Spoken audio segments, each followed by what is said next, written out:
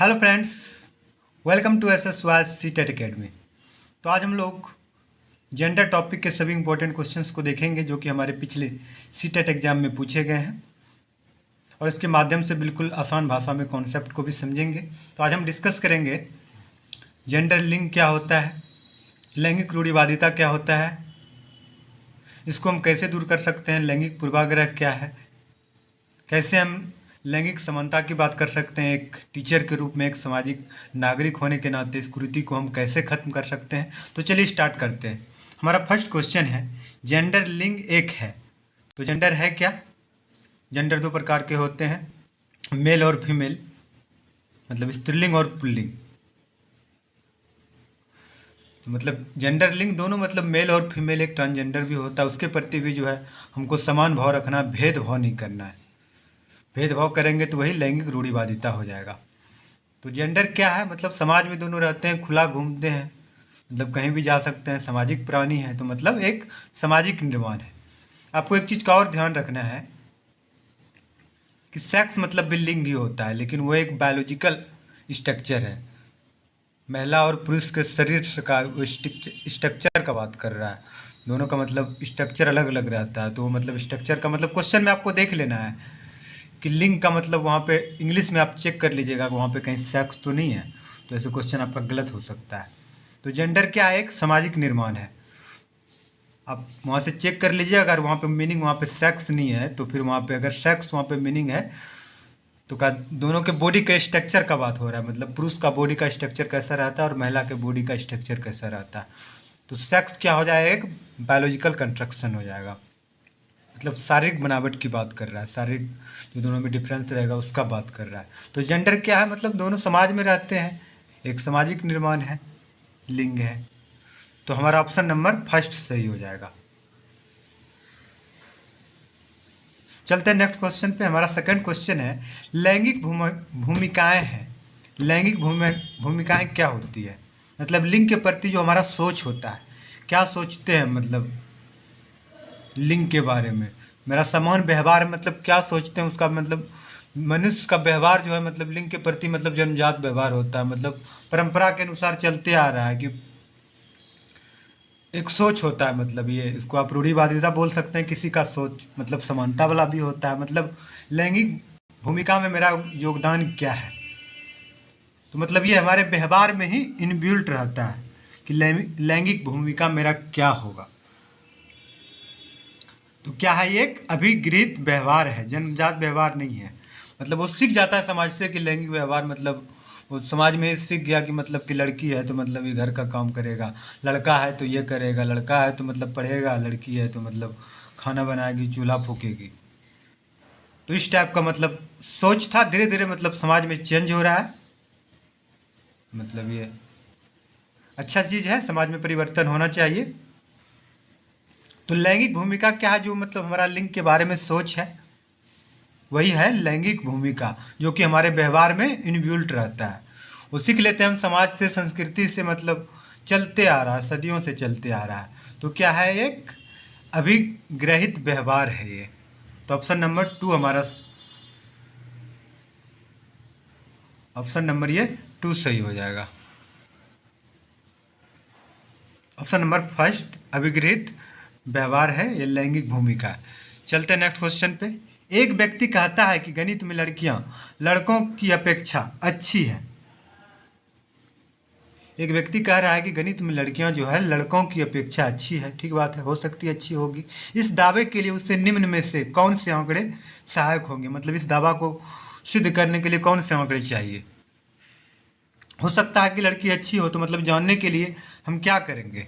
तो option number first है हमारा, समुदाय के अनेकानेक व्यक्तियों की राय लेना। मतलब समुदाय के मतलब समाज में जाके हम राय लेंगे तो मतलब वो अपना तो लैंगिक रूढ़िवादिता पेश कर देगा। अभी भी समाज में बहुत लैंगिक रूढ़िवादिता है, ये सदियों से चलते आ रहा है। कुछ हद तक ये कलयुग जिसको बोलते हैं वहाँ जाके कम हुआ है लैंगिक रूढ़िवादिता। पहले तो और था, जिसको हम लोग सतयुग द्वापर युग बोलते थे, वहाँ तो पहले और था। शिक्षा का अधिकार नहीं था सबको, बहुत चीज़ कुरीति थी, लैंगिक रूढ़िवादिता तो और ज़्यादा था। लेकिन अब जो है हम लोग का यूथ है, तो वो मतलब अब लैंगिक रूढ़िवादिता को समानता का बात कर रहा है, तो अच्छा कदम है।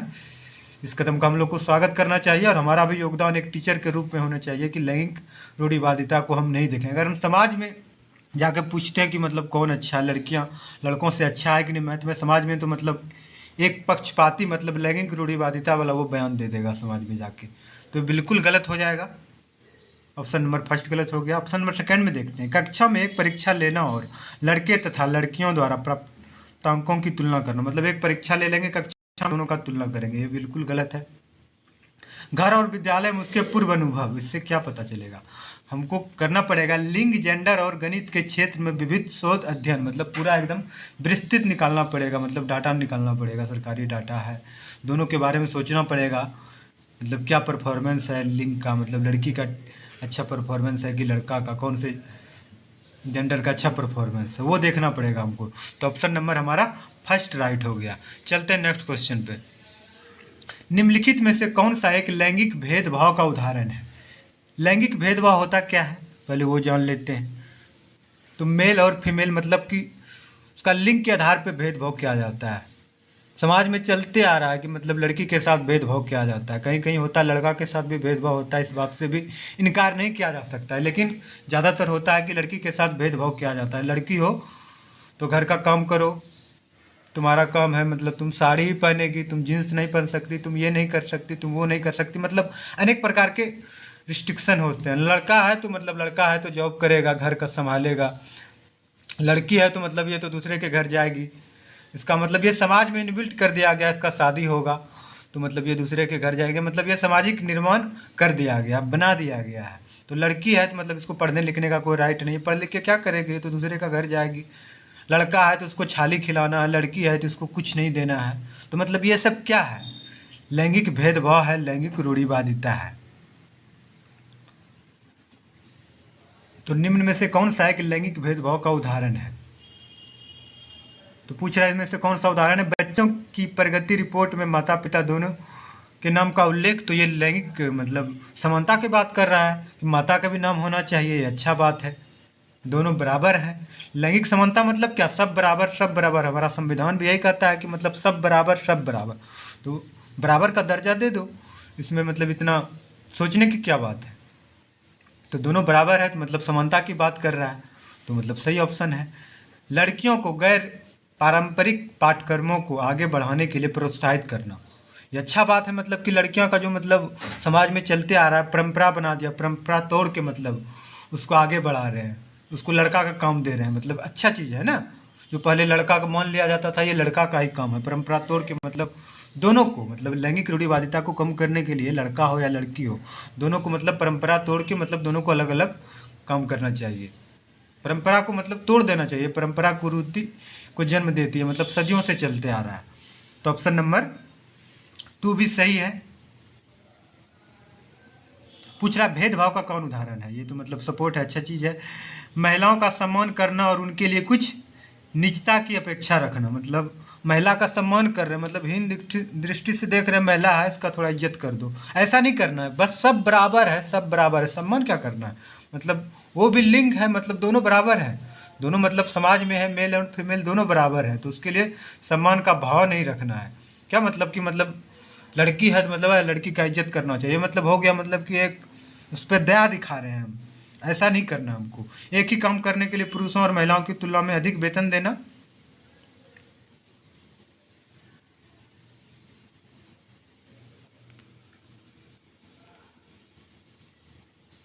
ऑप्शन नंबर 4 है हमारा, एक ही काम करने के लिए पुरुषों को महिलाओं की तुलना में समान से अधिक वेतन देना, ये बिल्कुल गलत है।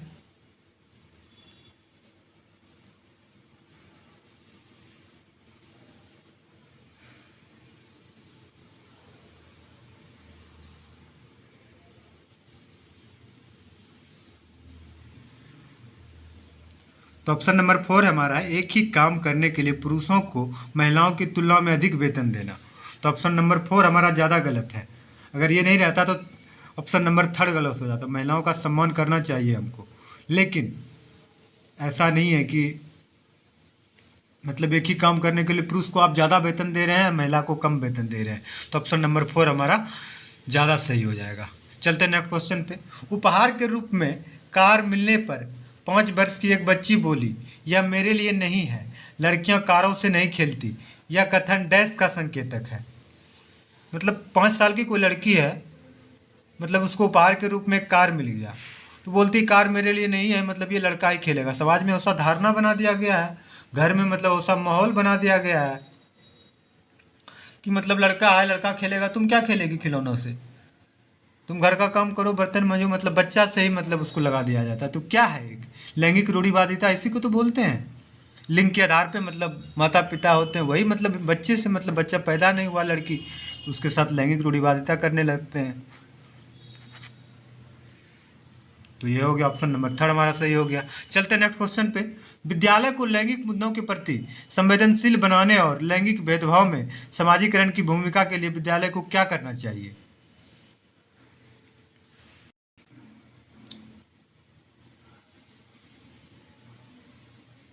विद्यालय को लैंगिक मुद्दों के प्रति संवेदनशील बनाने के लिए लैंगिक भेदभाव में समाजीकरण की भूमिका के लिए, मतलब लैंगिक भेदभाव को समाप्त करने के लिए, लैंगिक भेदभाव को के बारे में जानकारी बांटने के लिए, समाज में मतलब लैंगिक भेदभाव को समाप्त करना है, तो एक विद्यालय के रूप में आपको क्या करना चाहिए? हमारा फर्स्ट ऑप्शन है, प्रख्यात और विद्वान वक्ताओं को आमंत्रित करके लैंगिक संवेदनशीलता पर लेक्चर करवाने से क्या होगा? जब तक हम उसमें खुद सम्मिलित नहीं होंगे, उसको दूर नहीं करेंगे, तब तो होगा। ऑप्शन नंबर फर्स्ट हमारा गलत हो गया। ऑप्शन नंबर सेकंड है, विद्यालय में इस तरह के सख्त नियम बनाए जाने चाहिए ताकि लड़के लड़कियों के साथ भेदभाव ना हो। मतलब सख्त नियम भी नहीं बनाना है, मतलब मिल बैठ के इसके बारे में सोचना है, उसके बाद उसको खत्म करना है। शिक्षकों को यह करना चाहिए कि वो बच्चों को इस प्रकार के मुद्दे पर सोचने के लिए मना करें, मतलब सोचने के लिए मना कर दें, हम तो फैला रहे हैं। ऑप्शन नंबर फोर है, शिक्षक को बच्चों को समझाना चाहिए कि समाज में किसी भी प्रकार का कोई भेदभाव नहीं है, चाहे पुरुष हो या महिला हो, सब सब है, सब समान है, सब बराबर है। तो इस तरह से जो है लैंगिक भेदभाव हमारा खत्म होगा। किसी को मतलब नीच दृष्टि से नहीं देखना है, मतलब किसी को मतलब दया के भाव से नहीं देखना, अच्छा महिला है तो इसके लिए मतलब ये, ऐसा कुछ नहीं है। दोनों बराबर है, तब समानता का भाव आएगा। तो ऑप्शन नंबर 4 हमारा सही हो जाएगा। चलते हैं नेक्स्ट क्वेश्चन पे। एक जेंडर के सापेक्ष दूसरे को वरीयता देना कहलाता है, मतलब एक जेंडर के सापेक्ष, मतलब लड़का को ज़्यादा वरीयता दे रहे हैं आप एक टीचर के रूप में, लड़की को कम वरीयता दे रहे हैं। वही हुआ, एक जेंडर के सापेक्ष, मतलब लड़की को आप ज़्यादा वरीयता दे रहे हैं, कोई ऐसा टीचर होता है लड़की को ज़्यादा वरीयता दिया, लड़का को कम वरीयता दिया, तो क्या है? लैंगिक रूढ़िवादिता है उसका। ऐसा नहीं करना चाहिए हमको। एक जेंडर है कोई, उसके प्रति आप उसको मतलब बढ़ावा नहीं दे रहे हैं, मतलब पहले से सोच लिए हैं कि मतलब कि हमको लड़का है कि मतलब ये करिए नहीं पाएगा, लड़का है ये काम नहीं हो पाएगा, ये मतलब पूर्वाग्रह है, पहले से सोच लिया गया है कि मतलब लड़की है तो मतलब इससे पढ़ाई लिखा नहीं होगा, ये बर्तन नहीं मजेगी। तो ये क्या है, पूर्वाग्रह बना लेता है। पूर्वाग्रह बनाने के बाद उसके बाद लैंगिक रूढ़िवादिता होता है। पूर्वाग्रह पहले से मतलब लड़की पैदा हुआ है, इस साला लड़की पैदा हो गया, अब तो साला मतलब बहुत टेंशन हो गया। पहले से पूर्वाग्रह बना रहा है, लड़की पैदा हो गई, बहुत टेंशन है, शादी करना पड़ेगा, यह हुआ। मतलब समाज में बहुत दहेज का भी है कि मतलब दहेज लेना है, तो मतलब माता पिता को टेंशन हो जाता है, पहले से मतलब कुरीति फैला हुआ है। तो दोनों का समान स्थान होने के लिए दहेज प्रथा को भी बंद होना चाहिए, मतलब दहेज कोई नहीं ले। तो मतलब होगा कि लैंगिक रूढ़िवादिता इससे भी खत्म होगा। मतलब लड़की पैदा हो तो मतलब कि पूर्वाग्रह बन गया, जैसे पैदा होते एक साथ ही मतलब लड़की है, अब हमको ये करना पड़ेगा, ये करना पड़ेगा, क्या करेगी, नहीं करेगी तो शादी करके दूसरे के घर चली जाएगी, मतलब पूर्वाग्रह बना लिया है। लड़की है, लड़का पैदा होता तो ये करता वो करता, अरे कोई भी कर सकता है, दोनों समान है, उसको भी आप अच्छा से पढ़ाइएगा लिखाइएगा, तो मतलब लड़का लड़की में कोई अंतर नहीं है। पहले से पूर्वाग्रह बना लिया गया कि लड़की पैदा हो गया तो मतलब अब तो मेरा वंश नहीं चलेगा, ये नहीं चलेगा। तो ये क्या है, लड़की को मतलब पहले से हीन दृष्टि से देख रहे हैं, तो हो गया लैंगिक पूर्वाग्रह। इसी को बोलते हैं, मतलब किसी लिंग के बारे में मतलब उससे बिना कोई बात किए उसके बारे में अपना सोच निर्धारित कर लेना, वही है लैंगिक पूर्वाग्रह। लैंगिक भेदभाव नहीं है, ये पूर्वाग्रह बनाने के बाद भेदभाव, रूढ़िवादिता, लैंगिक विविधता स्टार्ट होती है। चलते हैं नेक्स्ट क्वेश्चन पे। निम्नलिखित में से कौन सा विज्ञापन लैंगिक रूढ़िवादिता का उदाहरण नहीं है? मतलब कौन सा ऐसा विज्ञापन है जो लैंगिक रूढ़िवादिता का उदाहरण नहीं है? तो ऑप्शन नंबर फर्स्ट है, स्पोर्ट्स शू में विज्ञापन में फुटबॉल खेलती एक लड़की, मतलब अच्छा बात है, फुटबॉल खेल रही है लड़की, ये तो मेनली लड़का का खेल है, मतलब समाज में मतलब बना दिया गया था, लेकिन आजकल जो है महिलाएं भी इसमें आगे आ रही हैं। पुरुष समाज भी उसका सपोर्ट कर रहे हैं आजकल, मतलब उसका फैमिली वाला भी उसको सपोर्ट कर रहे हैं। पहले ऐसा नहीं होता, लड़की है फुटबॉल खेलेगी, मतलब इस तरह से मतलब उसको किया जाता था। तो ये बिल्कुल गलत है। ऑप्शन नंबर फर्स्ट हमारा सही है, मतलब कि मतलब लड़की है मतलब फुटबॉल खेलेगी, बिल्कुल सही है। टेनिस रैकेट विज्ञापन में टेनिस खेलता है कि लड़का, कोई ज़रूरी है? मतलब ये नॉर्मल बात है। ये तो मतलब लैंगिक रूढ़ि, मतलब लड़का ही टेनिस खेलेगा ऐसा कुछ नहीं है। लिपस्टिक के विज्ञापन में मेकअप करती है एक लड़की, ये तो मतलब रूढ़िवादिता का बिल्कुल बात कर रहा है। ऑप्शन नंबर 3 तो मतलब ये गलत है। एक कार के विज्ञापन में एक महिला को उसके पति छोड़ रहे हैं, मतलब ये लैंगिक रूढ़िवाद है, महिला कार नहीं चला सकती है। तो ये ऑप्शन नंबर 4 भी हमारा गलत हो गया। ऑप्शन नंबर 3 गलत हो गया, मतलब लड़कियां मेकअप करेगी खाली। उसके बाद बच गया हमारा ऑप्शन नंबर 1 और 2। स्पोर्ट्स शू के विज्ञापन में फुटबॉल खेलती है एक लड़की, मतलब ये लड़का का मतलब खेल माना जाता था, इसको समाज इसको बना दिया था। लड़की को मतलब खेलने का मतलब क्या, उसको मतलब बोलने का हक नहीं था। मतलब घर के आगे मतलब 10 आदमी, मतलब महिला, मतलब कोई पुरुष का बातचीत चल रहा है, उसमें कोई बोल दिया, अपना मत रख दिया कि ऐसा नहीं होना चाहिए। सभी सही भी बात है, तो मतलब वो भी उसको बोलने नहीं दिया जाता था। मतलब फुटबॉल क्या खेलेगी, मतलब लड़का का खेल में मतलब वो भाग ले रही है, जो समाज के द्वारा बना गया था। ऐसा नहीं है कि महिला फुटबॉल नहीं खेल सकती, लड़का से अच्छा खेल सकती है, लड़का भी खेलता है, मतलब दोनों बराबर रूप से खेल सकते हैं। तो ज़्यादा सही ऑप्शन हो गया हमारा ऑप्शन नंबर फर्स्ट। चलते हैं नेक्स्ट क्वेश्चन पे।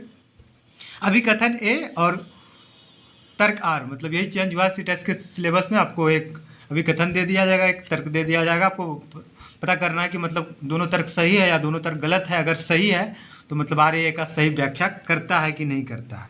तो हमको देख लेना है। एक पारंपरिक भारतीय महिला की, मतलब परंपरा के अनुसार एक पारंपरिक भारतीय महिला की भूमिका घरेलू कामों जैसे अपने पति की सेवा करना, अपने बच्चों की देखभाल करना, खाना बनाना और सफाई करना है। मतलब कि महिला जो है मतलब घर का काम करेगी, बर्तन मजेगी, मतलब ये सफाई करना है। ये अपना तर्क दिया। तर्कार जो है मतलब ये बोल रहा है एक लैंगिक रूढ़िवादिता विशेषता और गतिविधियों के पक्ष में बारे में धारणा है। मतलब ये लैंगिक रूढ़िवादिता का सम्मान कर रहा है, मतलब बढ़ा रहा है, जिससे पुरुषों और महिलाओं के लिए उपयुक्त माना जाता है। मतलब समाज में इसको उपयुक्त माना जाता है। तो मतलब सही है, ए और आर दोनों सही है। ये ऑप्शन जो है हमारा ए और आर दोनों सही है। आर भी सही है, ए भी सही है। एक मतलब पारंपरिक है भारतीय महिला जो है घरेलू काम जैसे अपने पति की सेवा करना, अपने बच्चों की देखभाल करना, खाना बनाना, सफाई का कम करती है। ये लैंगिक रूढ़िवादिता विशेषता और गतिविधियों के पक्ष के बारे में धारणा है, मतलब कि महिला जो है बस इतना ही काम करती है। तो ये आर दोनों सही है कथन के अनुसार। और आज का लास्ट क्वेश्चन है, लैंगिक रूढ़िवादिता को रोकने के लिए एक अध्यापक द्वारा कक्षा में प्रयोग की जाने वाली कौन सी विधि उचित नहीं है। मतलब लैंगिक रूढ़िवादिता को आपको खत्म कैसे कीजिएगा। मान लीजिए आप 1 to 5 क्लास में टीचर है, 1 to 8 क्लास तक में टीचर है, तो कैसे आप खत्म कीजिएगा। लैंगिक पक्षपात को चुनौती देना, बिल्कुल है। मतलब लैंगिक पक्षपात को हम चुनौती देंगे तो बिल्कुल है कि खत्म होगा। ऑप्शन नंबर 2 है गलत वाला पूछ रहा है हमको। कक्षा में बालक बालिकाओं को अलग अलग मतलब बैठने के लिए बोल दीजिएगा तो मतलब कभी खत्म होगा। तो और बढ़ा रहे हैं तो बोल रहा है कौन सा उचित नहीं है। तो ऑप्शन नंबर 2 हमारा सही हो जाएगा। Thanks for watching. मिलते हैं अगले अपडेट में। If you like my video please like and subscribe.